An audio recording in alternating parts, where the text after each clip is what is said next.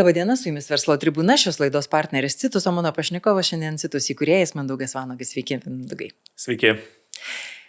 Netaip seniai populiarumą įgavęs žodis ar veiksmas, kaip pavadinsi, vietokūra. Pradėkim nuo to mūsų pokalbį. Jūs pozicionuojate ir Citus kaip vietokūros kompanija. Kodėl? Kas tai yra? Ką tai reiškia? Tai vietokūra iš principo labai paprastai. Vietos kūrimas, sukūrimas, ar ne, jeigu taip paprastai pasakius. Bet kas po to slypi, po to vietos sukūrimu, tai iš principo aš galiu per pavyzdį tokį papasakot. Aš atsimenu, kai pradėjau verslą 2010 metais, pirmas statybas vykdėm, tai mes visą laiką mąstėm, kaip pastatyti pastatą. Mūsų dėmesio centras buvo į techninius sprendimus, kokios medžiagos naudot, kokios kokybiškos, kokios ekonomiškiausios ir taip toliau. Po to atėjo laikas, kai mes pradėjom galvoti apie projektą. Kaip projektą padaryti patraukliu? Kas bus tas pirkėjas, kas tam pirkėjui patinka, ar fasadas patiks, ar būtų išplanavimas patogus bus, ar kažkokių žaidimo aikštelių geresnių, įdomesnių padaryti ir taip toliau. Tai tą darom ir toliau, tiek statybas, tiek apie projektą labai daug galvojam, bet turbūt ateina tas laikas, kada pradedam galvoti dar plačiau ir galvoti, kaip mūsų projektas įsilies į miestą, į aplinką ten, kur mes esam ir kaip žmonės čia gyvens ateityje, kaip vaikščios. Kaip mūsų gyventojai gyvens, bet gyvens ir ne tik mūsų gyventojai, bet ir gretimų sklypų gyventojai. Kaip sugyvens su kaimynais. Kaip sugyvens su kaimynais, kas jiems bus patogu. Ar tie suoliukai, kurie bus pastatysim ir kurie iš brėžinio atrodė gerai, ar iš tikrųjų jie bus patogus, ar sėdės čia kažkas, ar nesėdės. Ar žmonės eis tą keliu, ar jiems vis dėlto bus geriau nueiti per tą sutrumpinimą. Tai ta vietokūra toks platus dalykas, bet iš principo, jeigu tai paprastai pasakius, tai yra kaip mes įsiliesim į aplinką ir kaip čia įsikurs mūsų projektas, mūsų gyventojai ir kaip čia toliau visi žmonės sugyvens. Šiaip tai, ką jūs paminėjot, pavyzdžiui, kad kur tie takeliai, kokie ar patogūs suoliukai ir panašiai, dalykai kaip ir labai žinomi, ar ne? Ir jau labai senas yra toksai posakis ar patarimas, kad reikia šaligatvį tiesti ten, kur žmonės vaikšto, kur numintas takas, o ne bandyti juos priversti eiti kitur. Tai iš principo tie tokie dalykai paprasti, bet jie nebūtinai pritaikomi, nes tai kaip jūs patikrinat? Irgi žiūrit išmintus takus, bet dar kol kas nėra, jeigu vieta tuščia, jeigu konversija vyksta. Suoliukus patikrint galbūt lengviau pasėdėti, galima turbūt ant kažkokio modelio prototipo, bet kaip gimsta tas visas projektas? Tam reikia skirti daug laiko, iš tikrųjų. Tam reikia, nes turi apmastyti, pergalvoti ir būna, kad vieną dieną sumastai taip, po to praeina kažkiek laiko patikrinė, ar tas sumastymas buvo geras, tada pačelendžinį ir žiūri galvoja, ne, vis dėlto reikėtų kitaip daryti. Tai tam reikia skirti dėmesio ir čia turbūt tame ir visas sunkumas yra, nes projekto vystymas, nekilnojamo turto vystymas, labai kompleksinis dalykas ir tų vietų, kur reikia daug mąstymo gylio, kai pradėjau nuo statybos, ten irgi milijonas klausimų yra. Tai čia daugiau yra tas dedikavimas tam laiko, energijos ir skirimas. O kaip tai darom įvairiai, iš tikrųjų būna praktiškai patys vaikšto. Mes tikrai darom dabar su vieno projektu mūsų Vilniuje šalia Žirmūnuose, šalia Kareivių gatvėje, Mūnuose mes ten darom tokius vietokūrus veiksmus. Tai mes kartą per savaitę susitinkam, šnekam, kaip čia tas projektas vystysis, kaip įsilies, kitą pirmadienį eisim gyvai pasivaikščioti, nors dar tik dabar pradėjom statybas ir žiūrim, kaip galim pritaikyti, ar ne. Mūsų ten idėja biški tų vietokūrinių veiksmų dar pradėti net neįgyvendinus projekto. Tai reiškia, kad mes turim didelę teritoriją, vienoje dalyje teritorijos mes statom, o kitoje dalyje teritorijos dar yra likę seni pastatai, kurie kaip ir verslui nebepritaikysi, jau ten jau išsikėlė įmonės, kurios nuomavosi, bet mes galim kažkokių renginių padaryti. Ir kodėl, pavyzdžiui, žmonėm nepadaryti vietos, kur galėtų atvažiuoti, pasibūt, kažkokią ar koncertą įvykdyti, ar parodą kažkokią menininką. Tai bendruomeninė erdvė iš esmės, ar ne? Ne, tokia bendruomeninė erdvė, kad žmonės jau priprastų vaikščioti, nes pas mus tam projekte bus komercijos, bus parduotuvėlių ir taip toliau. Ir kai tu būsi įpratęs ateiti į šitą vietą, tai tau bus ir, kai jau pasikeis, kai atsidarys kavinės, irgi bus įprasčiau ateiti. Čia jūs kalbate apie Mūnai, ar ne? Taip, apie Mūnus. Kodėl Mūnai? Aš suprantu, kodėl, ar ne? Numetėt Žir tiesiog, bet kaip gimsta tokie pavadinimai? Žirmūnai. Tai irgi čia yra dalis vietokuros. Mes seniau tos pavadinimus visą laiką galvodavom, na, kas šauna į galvą, ar ne? Po to atėjo laikas, kad na, mes turim turbūt labiau prisitaikyti prie to, kas jau yra ir prie vietos ir sėtis prie tos vietos, o ne iš naujo kažkokią anglišką pavadinimą įmesti. Dėl to, pavyzdžiui, žirmūnai ir mūnai sutrumpinam, ar ne? Nes tai yra žirmūnų dalis, kuri dar nėra suprantami iki galo kaip žirmūnai, da? Galbūt ateityje bus vadinami mūnai. Kas jūsų manimo toks sėkmingiausias, galbūt ir jūsų, aišku, galime ir užsienį pasidaryti, kad jūs minėjot prieš ir mūsų pokalbį, kad tikrai keliaujat po pasaulį ir ieškot kažkokių, arba ne tai, kad ieškot, bet semetės įkvėpimo labai įvairiuose projektuose. Tai tiek jūsų toks vietokūrinis įsigyvendinimas, įsiliejimas į tą aplinką, į tą egzistuojančią erdvę tiek Lietuvoje, pavyzdžiui, ar ne, tiek ir galbūt kitur. Aš tikiu, kad sėkmingiausias ateitybus, ar ne, kurį pastatysim, tai tie patys mūnai ar dar kažkuris kitas, o gal pradėkim nuo užsienio, ar ne, nes tikrai daug stengiamės semtis iš užsienio praktikos. Mes su Alantapa, su Lietuvos nekilnojamo turto plėtros asociacija visą laiką, kiekvienais metais važiuojame tokius vadinamus study tripus. Vadinasi, mes važiuojame užsienio miestus ir ten susitinkam su architektais, su vystytojais, su miesto valdžios atstovais, su kitais rinkos dalyviais ir šnekamės, kaip pas jūs viskas vyksta. Pavyzdžiui, praeitais metais buvom Tokijui, dabar už porą savaičių važiuosim į Sidnėjų, Melburną, prieš tai ten Torontas, Europos miestą ir taip toliau. Daug pravažiuojam ir tai be galo naudingos kelionės, nes tu pamatai, kaip gali būti kitaip, kaip kiti masto, kaip ten vakarų Europos miestai masto, kaip Japonijai masto žiūri. Ir gal tai nėra tos kelionės, kur tu susirašai, rašinėjai punktus, ką tu nebūtinai viską gali pritaikyti, ar ne iš karto? Nebūtinai viską gali pritaikyti, bet ateina laikas, kai tu kuri naują projektą, kad tau šauna mintis, idėjos, jos inspiruotos būna iš tų pavyzdžių, iš tų kelionių. O taip, ką aš tikrai rekomenduoju visiems aplankyti, tai mano toks patarimas būtų nuvažiuoti į Kopenhagą. Tai be galo daug gražių konversijų ir architektūros daro, o man pačiam asmeniškai labiausiai patinkanti vieta, tai yra buvusi Carlsbergo gamykla, kur buvo gaminamas alus seniau, o dabar pakeitė ir ta transformacija, konversija labai įspūdinga. Tai iš tokio gamyklos rajono tapo turbūt vienu geriausiu Kopenhagos rajono, kuris labai yra gyvas, daug parduotuvėlių, kavinukių visokių yra, gyvenamųjų pastatų santykis geras yra, jis gyvas visą laiką ir dabar vertinamas, nors Kopenhagui liktais geresni vietos turėtų būti ten prie kanalo, prie jūros kažkur, nes turi daug pakrančių, kur vaizdai kažkokie atsirėmė. Ne, vis dėlto ta sukūrė vietą, kuri dar labiau traukia negu net šitie gamtos dalykai. Kažkas limpa, ar ne tiesiog žmonėm, bet apskritai, jeigu, pavyzdžiui, pasaulio šalis įmant, ar jūs galėtumėte išskirti ar miestą, ar valstybę, ar teritoriją, pavyzdžiui, gal skandinavai labiausiai tokį sugeba, ar ne, kurti tą vaibą ir tą gyvenamą erdvę, ar kur, kas jums labiausiai įstriga?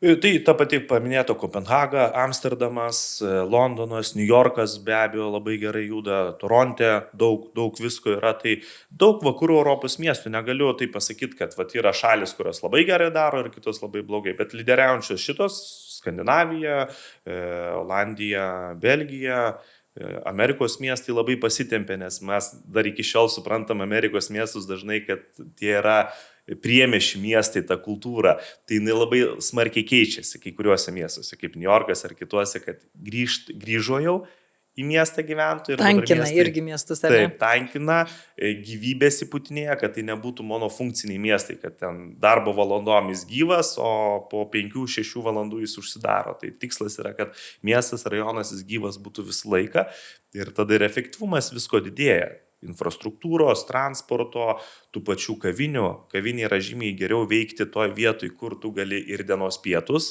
tiekti, ir vakare priimti svečius. Ne, tai tada visas bendras efektyvumas, visas tokia mikrosistema didėja. O kaip Lietuvoje sekasi su tokiais, taip padaryti, nes, miegamieji rajonai ir net pavadinimas yra miegamieji rajonai. Ar jie vis dar miegamieji, ar, pavyzdžiui, kuriant naujus rajonus, jau jie nebėra miegamieji, jau jie galbūt yra tokie, kurie visą gyvenimą, nereikia visą parą gyventi tokiuose vietose, aišku, nes turbūt smagiau, kai naktį yra vis dėlto ramybės, bet apskritai kaip atrodo tie nauji rajonai Lietuvoje? Skirtingai, bet aš manau, kad tikrai gerėja situacija ir tikrai tos gyvybės ir multifunkciškumo jo daugėja. Aišku, Lietuvoje koks yra niuansas, kad tie projektai, dauguma, jeigu lygina pasauliniu mastu, yra mažesni ir jie daugiau tokie projektinio projekto ribose dažniausiai išreikšti yra. Tai ten, pavyzdžiui, vidutinis Vilniaus projektas yra 100 būtų. Tai jeigu mes nueitumėm į kokį, nežinau, New Yorką, tai būtų labai mažas skaičius. Ar tą pačią Daniją, Kopenhagą, tai būtų labai mažiukas projektas lyginant. O mūsų tai yra vidutinis. Kai yra mažesnis projektas, tu mažiau gali išreikšti, mažiau gali to multifunkciškumo padaryti. Sunkiau pakeisti ir aplinką, taip, ar ne? Taip, tada ir sunkiau pakeisti aplinką, nes tavo ribos yra žymiai mažesnės ir galimybės mažesnės gaunasi.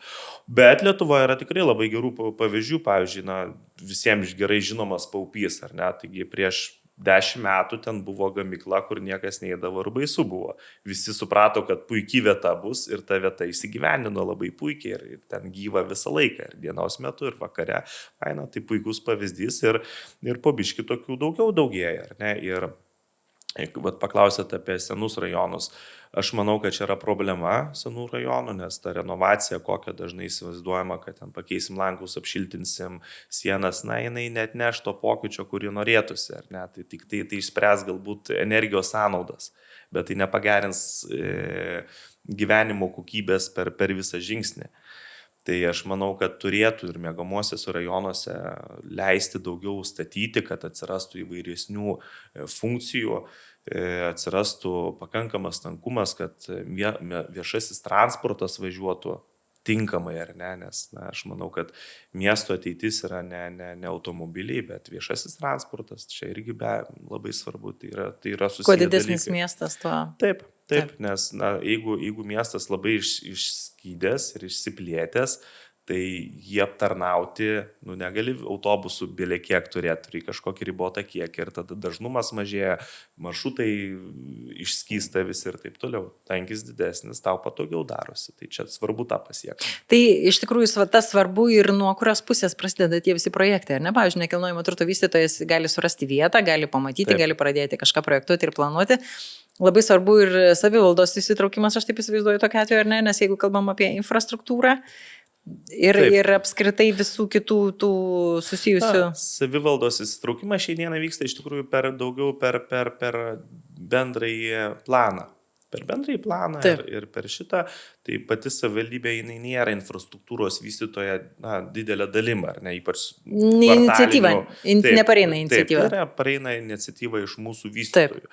Tai mums kartais daugiau to dialogo norėtųsi, ar ne, kaip čia daryti, nes mes kaip vystytojas galim tik tai savo sklypo ribose dažniausiai spręsti ir nelabai galim už savo sklypo ribus spręsti, o kartais sprendinys gali gimti tik tai, kada imi visą kvartalą didelį ir tai tada toliau. Tai čia tokios diskusijos galėtų būti daugiau iš tikrųjų. Pasigendat, ar ne tokiam? Jo, bet čia yra toks procesas, jau. Tai nėra lengva diskusija, tu turi rasti sprendimus, kad visiems tiktų, patiktų ir taip toliau.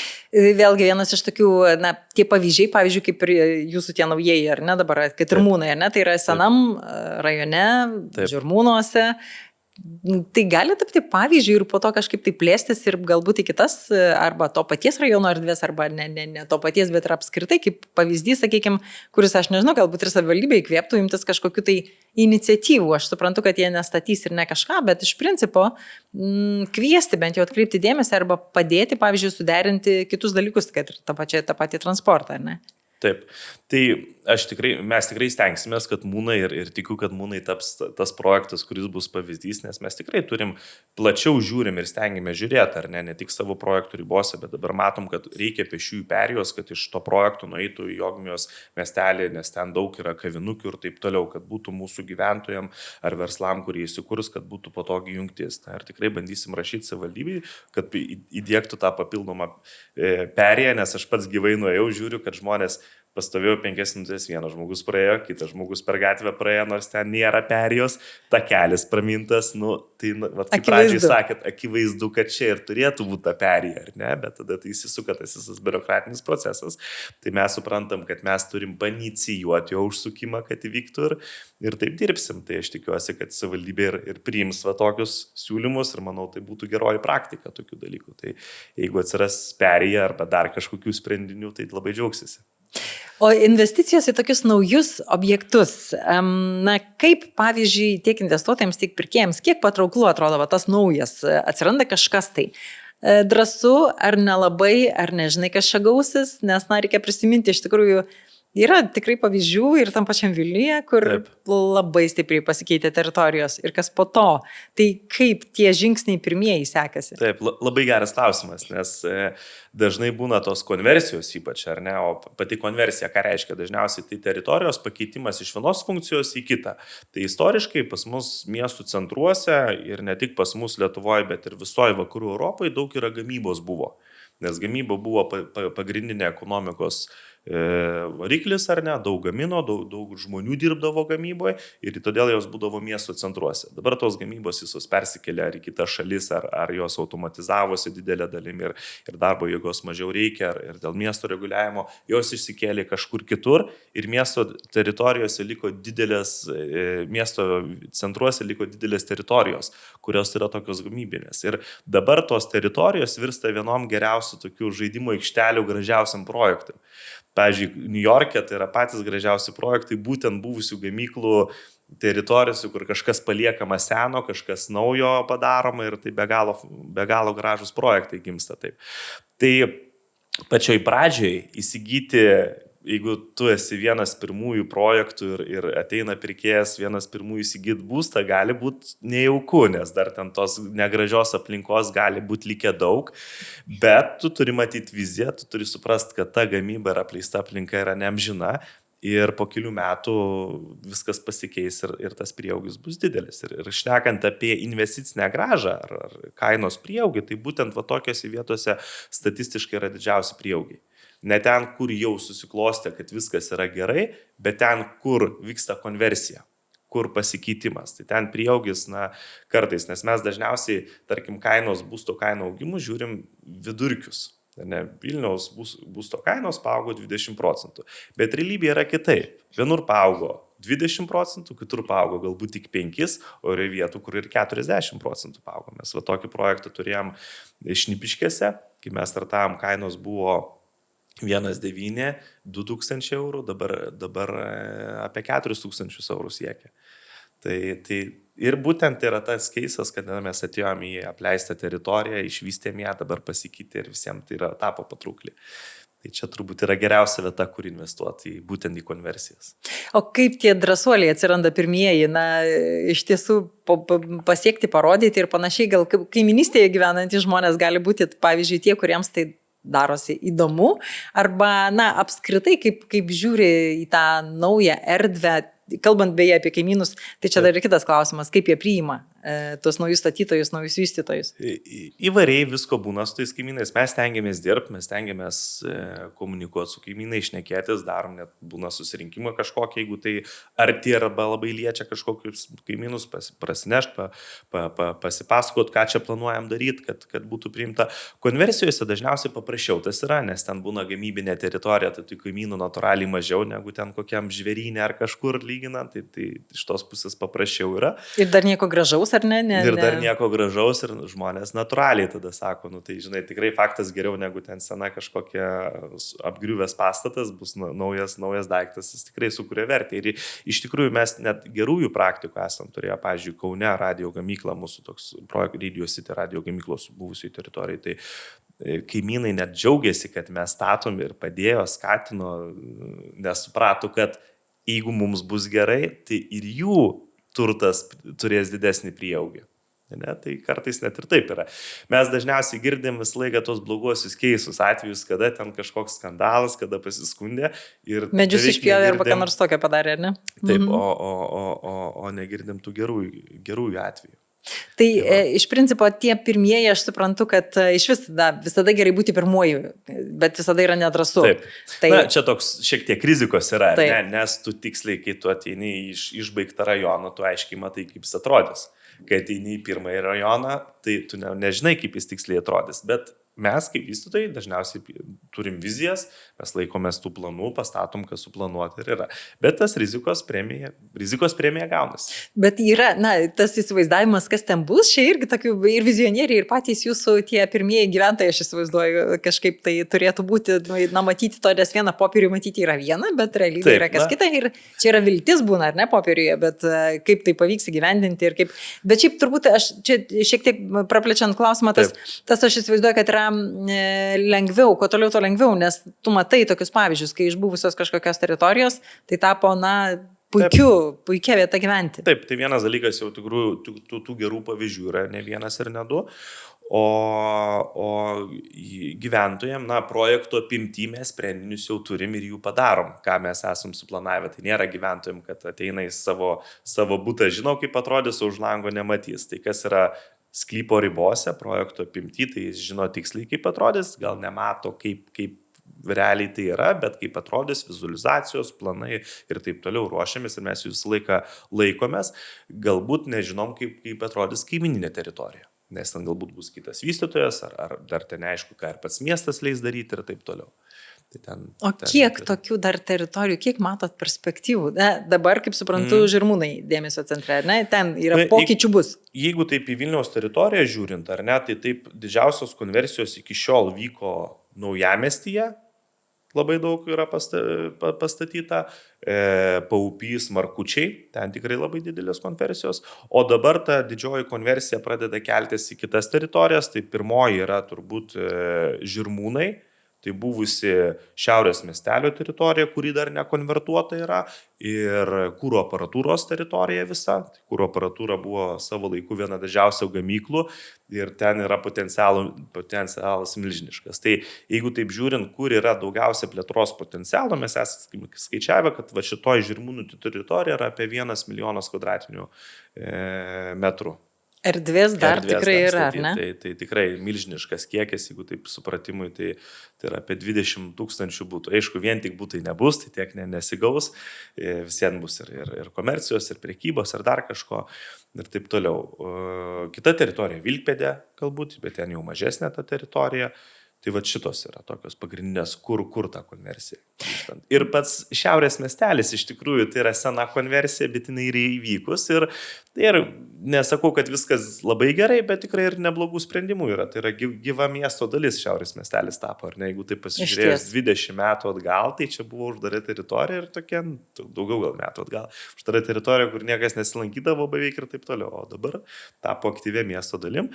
Galbūt architektūriniai sprendiniai nėra patys geriausi, urbanistiniai sprendiniai, bet jis gyvas, įveiklintas. Šiaip, ar apskritai čia matot problemą su tais architektūriniais sprendiniais, kurie kažkada anksčiau padaryti, jau kaip ir investuota, kaip ir yra, dabar aišku, kad akivaizdu, kad būtų galima daug geriau ir dabar netgi kalbant apie tai, kad ekonominė situacija tiek šalyje, tiek žmonių visų apskritai ieškančių būsto, jų poreikiai visiškai kiti negu tie, kol tu ieškai sienų ir lovos ir taškas, tau daugiau niekas nebesvarbu, svarbu, kad pigu, visą tai yra labai smarkiai pasikeitę. Kaip kaip vietokūrininkai, jeigu žiūrit, ar ne, kaip vis dėlto tos teritorijos galėtų tobulėti, keistis. Aš suprantu, kad įkvėpti ir įtaką daryti gali ir tos, kurios yra šalia, kurios naujai dabar kūrėsi. Bet apskritai man tą didžiąją dalį teritorijų. Čia sunkus klausimas, nes jau pakeisti kompleksiškai jau gyvenamą teritoriją, kur yra šimtai bendrasavininkų, yra labai sunku, jau tai nėra lengva ir čia didelis klausimas laukia ateityje, čia ir senus sovietinius daugiabučius liečia visų pirma, po to galbūt ateis eilė ir naujesnios statybos, kur ne iki galo gerai viskas įspręsta, kaip koks perkunkėmis, bet ten be galo bus sunkus klausimai. Neturiu šitoje vietoje atsakymų ir pasakyti, kaip čia reikėtų daryti taip ir taip, ar ne. Bet, čia irgi nereikia būti idealistam ir sakyti, kad, visą laiką ta architektūra turi būti tobula. Visais laikais būdavo ir labai gražių statinių, ir nelabai gražių statinių. Ir senovė, ir viduramžiais, ir netokiais senais laikais. Ir dabar bus taip, ar ne, nes visko reikia. Mes kaip vystytojai norėtumėm statyti turbūt tik tai tuos pastatus, kurie laimės architektūrinius konkursus, mielai tokius darytumėm, bet gyvenimas yra toks, kad visko reikia, kaip ir visokių automobilių reikia, negali visi vien važinėti Mercedesais ar ten Lexusais ir panašiai, tai lygiai taip pat ir būsto reikia ir pigesnio, ir brangesnio, ar ne. Tai pigesnis būstas, jis negali būti, pigus būstas, jeigu jo statybų savikina yra aukšta. Ir atsimenu, mes su komanda buvom nuvažiavę tą pačią Kopenhagą pasižiūrėti, pakeliauti ir taip diskutavom, sakom, tiek gražių statinių yra, ar ne taip gražu, bet aš sakau, bet žiūrėkit, ir kvadrato kaina visai kita yra. Tai jeigu mes savo statybų savikiną turėtumėm, nežinau, kokius 4,000–5,000 eurų per kvadratinį metrą, mes tikrai galėtumėm pastatyti įspūdingus statinius, bet ar jų reikėtų rinkai, gyventojams, Ne, nes tai būtų per brangu, ar ne? Tai irgi tas santykis architektūros turi būti, nes aš dabar jaučiu biškį tokį gal ir iš miesto valdžios tokį požiūrį, kad turi viskas be galo gražu būti, mes už tai, bet reikia nepamiršti, kad žmonės turi galėti įsigyti, nes Vilniaus vienas iš privalumų ir augimo tokių ramščių, kaip aš matau pamatų, yra tai, kad mes ilgą laiką turėjom patį geriausią įperkamą būstą. Ne, tai reiškia, jaunas žmogus, baigęs studijas, susiradęs darbą, jis galėdavo labai greitai įsigyti būstą. Ir dėl to jaunam žmogui nereikėjo važiuoti į užsienį, taip toliau. Aš manau, kad čia vienas iš sėkmės pamatų tas įperkamumas būsto šiai dienai yra labai nukritęs. Jis gerėja šiek tiek, bet aš manau, kad mūsų kaip vystytojų, mūsų kaip miesto valdžios ir kitų institucijų, aplinkos ministerijos tikslas turėtų būti gerinta įperkamumą, kad mes toliau galėtume pritraukti žmonės ir žmonės lengvai galėtų įsigyti būsto, tai nebūtų toks prabangos dalykas. Na, bet... Tai vat su tais architektūriniais sprendiniais jų tikrai reikia, tai yra svarbu, bet tai neturi būti persistengta, nes turim skaičiuoti, ar tai ne per daug kainuoja. Ir viena tokia tema medžiai, pavyzdžiui, ar ne, aš tikrai už medžius esu visur, bet jeigu medį kainuoja perkelt kelius šimtus tūkstančių eurų, verta pagalvoti, ar negeriau tuos kelius šimtus tūkstančių eurų investuoti į kažką kitą, takelių perdarimą, paklojimą naujų, kitų medžių pasodinimą, gal netokių brandžių ir netokių didelių, bet kitur. Tai turi būti sveika logika. Bet kalbant apie tą įsigijimą, čia vėlgi pakankamai lietuviškas bruožas turėti būtinai nuosavą būstą, nebūtinai visur yra, ne? Labai didelė dalis pasaulio gyvena tiesiog nuomojamuose būstuose ir tai yra normalu, tai yra natūralu. Pas mus kol kas, nebuvo tokio, gal nelabai buvo kur nuomotis, iš tikrųjų nėra kažkokio privataus daugiabučio, kuris, sakykime, būtų visas nuomojamas ir kur tu žinai, kad tu tikrai galėsi gyventi tiek, kiek tau reikės ir tavęs neišvys į gatvę, kai šeimininkiai sūnui prireiks buto. Taip. Tai tas irgi pas mus šiek tiek galbūt kitokia situacija? Taip, pas mus tikrai ta nuomos rinka kitokia yra ir dabar keičiasi, tikrai žinau, kad ateina fondų ir atsiranda jau, kurie yra institucijų nuomininkai. Ką reiškia institucijų nuomininkai? Tai reiškia, kad galiojančios sutartys, aiški tvarka, laikosi kontraktų ir nėra ten, kaip sakot, kad gali vieną dieną ateiti kažkas ir išmest ar taip toliau, žinai, pasikeitė nuomonė, viskas oficialiai, viskas tvarkingai ir taip toliau, gali registruotis, gali ten draudimus įsigyti ir panašiai. Tai šitas yra. Ir tikrai aš nuomos rinką tikiu, kad plėsis, augs, bet nuosavybė yra geras dalykas. Jeigu tu gali turėti nuosavybę, kodėl jos neturėti? Ne, kodėl sakyti, nes ilgainiui dažnu atvirai išlošiama, nes būsto kainų prieaugiai yra dideli pakankamai. Be abejo, ypatingai tuose augančiose naujuose kvartaluose, dar netrastose žemėse. Ne? Taip, teisingai, ypač tuose konversijose, tai tikrai galima labai daug rasti gerų dylų. Ta vieta, kur gali būti ir jauniems žmonėms, ir jaunoms šeimoms įkandama kaina. Sėkmės jums, ieškant atradimų ir naujų erdvių visiems, sakykime, ar ne, žmonėms, kurie galėtų, čia šiaip tai yra, kai tu reikia turėti, pamatyti tą vietą, kur Taip. Irgi yra tas momentas, ar ne? Aš atsimenu, mūsų vienas turbūt tokių neįprasčiausių pirkinių yra Miško Ardai, mūsų projektas prie pietinio aplinkelio. Ir atsimenu, kai mes ten buvusi karinė teritorija kažkada buvo ir kai mes nuvažiavom pirmą kartą, taip labai keista ta vieta, tokių žvyrkelių turėjai pravažiuoti beveik 700 metrų, tai pakankamai gerą gabalą. Ir atsimenu, mūsų pardavimų toks vadininkas sako, tai čia čigonų taboras netoli. Ir sakau, žiūrėk, ne, taip žiūri, iki miesto centro, iki Rotušės aikštės yra arčiau negu iki kirtimų, ar ne? Tai kartais tie stereotipai galioja ir tu turi nuimti tos stereotipus ir pažiūrėti, o kaip gali būti kitaip. Tai labai geras klausimas, kad turi mokėti įžvelgtas galimybės, ar ne? Turi mokėti pagalvoti. Pamatyti žemėlapį, ne tik. Pamatyti žemėlapį ir pagalvoti, dabar esantis minusai kokie, ten kažkoks negera kaiminystė, netvarkingumas kažkoks, nesamas kelias, ar jie gali dingti ir panaikinti, ar tu juos gali panaikinti ir paversti pliusais ar ne. Ir čia taip ir būna, taip ir galvoji. Čia tas vienas vietokuros tokių labai svarbių bruožų turbūt pamatyti kaiminystę, ar ne? Ir ją keisti galimai. Taip, ir pamatyti būtent tą galimybę pokyčio. Taip. Ar yra pokyčio galimybė, ar jinai reali, ar tu gali tą įtakoti ar ne. Tai vis dėlto mes dar turim, aš suprantu, tų galimybių, ar ne? Ir Vilniuje. Tikrai taip. Tikrai Vilnius, ta prasme, yra daug vietos, yra tikrai daug ką galima keisti. Ir manau, kad ir tą ir darysim. O be Vilniaus?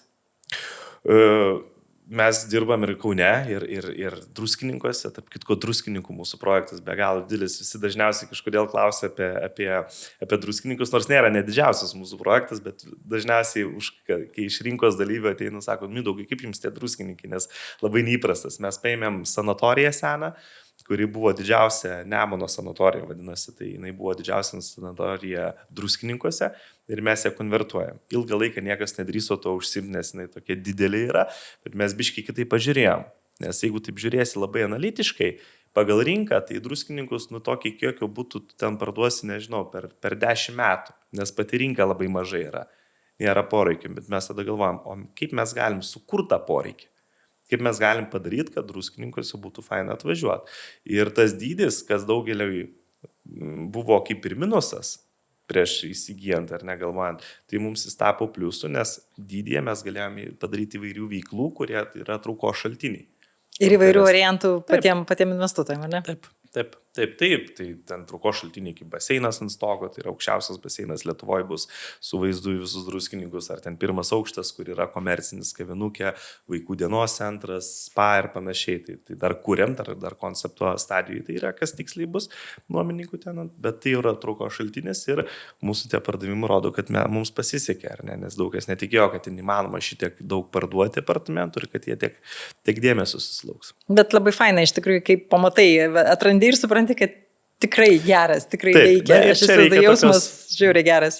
Taip, ir čia reikia drąsos šiek tiek, nes, tų abejonių visą laiką yra. Prieš perkant projektą, tu visą laiką vertini ir pliusus, ir minusus. Ir tu nėra taip, kad ateini ir įsimyli tą vietą ir galvoji, tai čia viskas nuostabu. Tu matai ir minusus, kas gali būti ir blogai ir taip toliau, ir galvoji, ar juos įveiksi, ar galima padaryti ir taip toliau. Tai tų tokių pamastymų ir analizės gilios yra labai daug prieš perkant ir tą vietokurą tu žiūri jau taip. Mes turim net tokį procesą susidėlioję, tai nėra taip, kad, svajonė. Jo svajonė, mes turim visą procesą susidėlioję, visus rizikos matricas, kas gali būti, negali būti, kokios reikia praudituoti vietas, techninius užterštumo tyrimus, srautų tyrimus ir taip toliau. Tai ten didelis darbas yra. Šiandien noriu padėkoti Jums už pokalbį. Verslo tribūnos pašnekovas, Citus įkūrėjas Mindaugas Vanagas. Ačiū. Ačiū Jums. Ir laidos partneris Citus. Iki.